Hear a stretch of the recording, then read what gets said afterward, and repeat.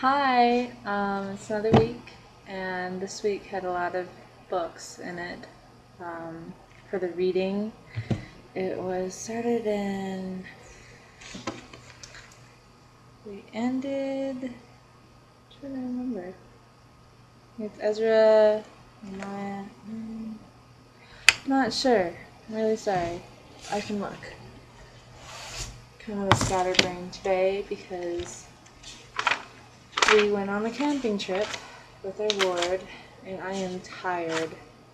Very tired because we did service all this morning, and it was an easy service. Well, it wasn't, service isn't hard, but it was just really tiring work, and all my roommates have taken a nap except for me, and so I'm just trying to last until the end of the day. It's Ezra, Nehemiah, no, I'm thinking, yeah, Nehemiah, am I looking at the right thing? Yeah, Esther and Job. My goodness. Just, so that's 4 books. And I am speaking from Esther. Pretty sure that's how you say it. It's how I think I was taught how to say it. And a lot of people know the story. But I'm talking about 3 individuals from the story, and I'm going to talk about what I learned from them, what they can teach me, and the kind of traits I want to gain that they had. Let's see how well I do. Just hanging in there. First is Queen Vashti. It's just a guess of how you say that. That was the first queen of the king, and she was killed. But she was very strong-headed and she was strong-willed. She wouldn't let the king decide when she would come. So when he called her, she was like, I'm not going. And it made it a little clearer in the scriptures. The first chapter of Esther, verses 10 and 11, I'm just going to read parts of it. On the 7th day, when the heart of the king was merry with wine, he commanded a bunch of people, I'm not going to name all of them, that served in the presence of Ahasuerus, the king, I don't know how you say his name, to bring Vashti, the queen, before the king with the crown royal, to shew the people and the princes her beauty, for she was fair to look on. And that was very selfish of him. He wasn't proud of her and he wanted them to meet her. No, he was using her to show off. Be like, look, I have a beautiful wife and you should all be jealous. And he was drunk. I mean, we don't drink alcohol, so I would hope my husband wouldn't ever be drunk. But if he was drunk and he's like, oh, honey, come here. I want you to meet all these people. Show them how pretty you are. I wouldn't come. Be like, excuse me, I'm not your trophy. I'm your wife. Get your act together. And so I think that's a really good trait to learn from her. I mean, and she knew it was risky because he's the king, but she was the queen. She needed to be respected. And, she was kind of showing like, he's your husband, but you work together. You don't need to be ordered around. That should never happen in a relationship. And that's what I learned from her, and that's what I want to take, is be strong-willed and be proud in yourself. It's okay to have pride in yourself as long as it doesn't become overpowering. You can be proud of your accomplishments, proud of who you are. Next is Mordecai, I think that's how you say his name. I'm pretty sure I got that right. But he was the Jew who raised Esther.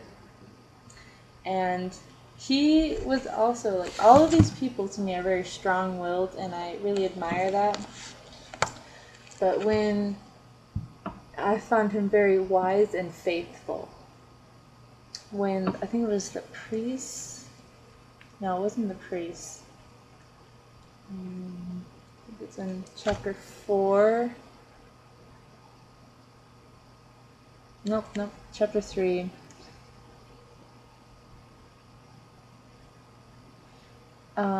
Haman, who was like an advisor to the king, was walking through. Everyone was bowing to him. Mordecai didn't bow, and there was no reason to, you know.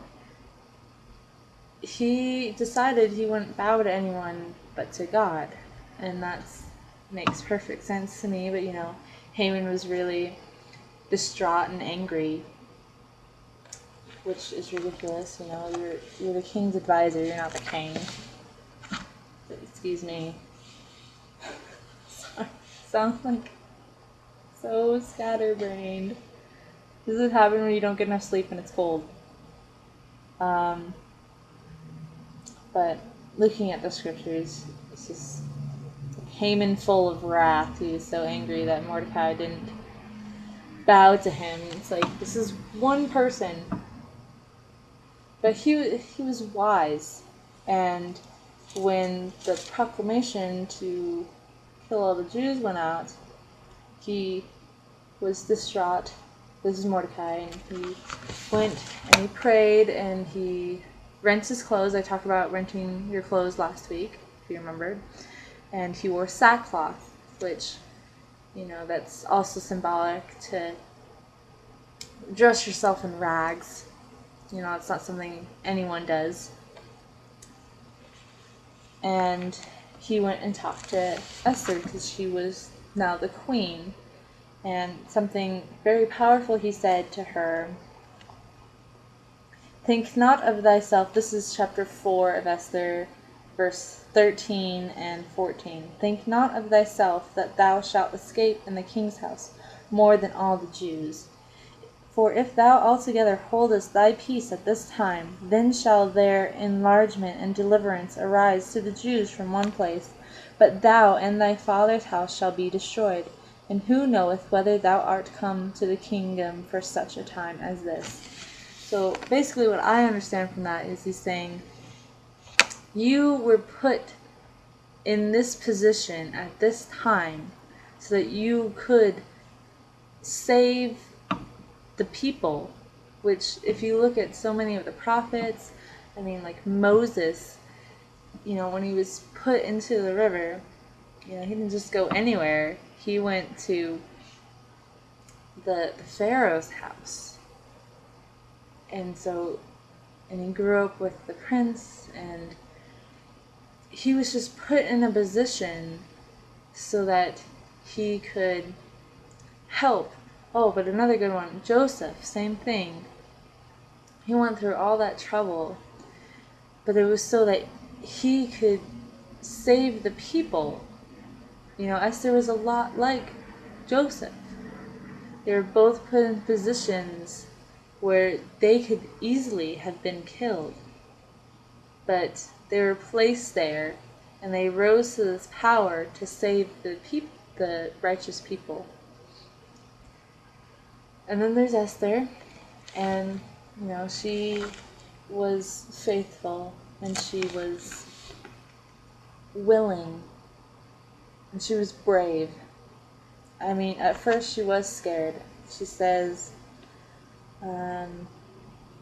this is chapter 4, verse 11. All the king's servants and the people of the king's provinces do know that whosoever, whether man or woman, shall come into the king in the inner court, who is not called, there is one law of his to put him to death, except such to whom the king shall hold out the golden scepter, that he may live. But I have not been called to come into the king these 30 days. So she was really scared, if you tried to walk up to the president, be like, hey, I need to talk to you about the people need to start praying more, you would probably be arrested. They wouldn't kill you, most likely, unless you seem threatening, but it's a risk. And she was scared. She could be killed. But she did it because she knew it was for a righteous purpose. So she went up and she was saved. And she was very smart. So next she had to, because Haman wanted to kill Mordecai more than anything. Absolutely ridiculous. It's just one person, but he wanted to have him killed. So she forms a banquet, and she kind of tricks the king a little bit, and she tricks, oh my gosh, I can't believe this. Haman, and she gets Mordecai to be a good person, and the king blesses him, so then Haman can't do anything. So, kind of like in his face. And so, I want to be strong-willed like Queen Vashti, and I want to be faithful and wise as Mordecai. And I want to be brave as Esther is. And it's to incorporate these things in my life. I really have to start trying things. I mean, I can help people. I need to look for those opportunities. And I need to strengthen myself as an individual and be confident in doing what I know is right. And so I hope you can take these same principles and, you can read these and decide for yourself what you think is the kind of traits from them you want. And so I'll see you guys next week. I'm going to try and get a video up earlier than Saturday this next week, but we'll have to see how things go. I got 2 tests coming up, but hope you guys have a good week, and bye!